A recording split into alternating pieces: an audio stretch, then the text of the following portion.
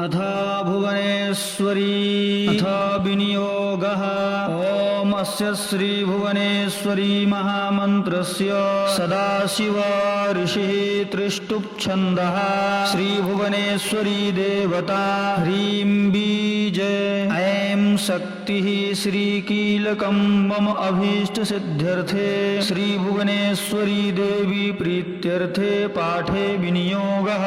ऋष्यादिन्यासः सदाशिवऋषये नमः शिरसि त्रिष्टुप्छन्दसे नमः मुखे श्रीभुवनेश्वरी देवतायै नमः हृदि ह्रीं बीजाय नमः गुह्यो ऐं भक्ते नमः पादयोः श्रीं कीलकं नमः नाभौ ॐ विनियोग नमः सर्वाङ्गे अथ करन्यासः ॐ ह्रां अङ्गुष्ठाभ्यां नमः ॐ ह्रीं तर्जनीभ्यां नमः ॐ ह्रूं मध्यमाभ्यां नमः ॐ ह्रैं अनामिकाभ्यां नमः ॐ ह्रौं कनिष्ठाभ्यां नमः ॐ ह्रां करतलपृष्ठाभ्यां नमः हृदयादिन्यासः ॐ ह्रां हृदये नमः ॐ ह्रैं कवचाय हुं मूलमन्त्रः ॐ ऐं ह्रीं श्रीं नमः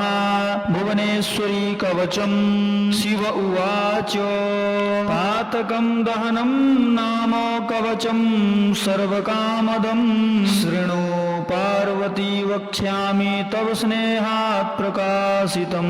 पातकं दहनस्यास्य सदाशिवऋषिः स्मृतः छन्दोऽनुष्टुभो देवता च भुवनेशी प्रकीर्तिता।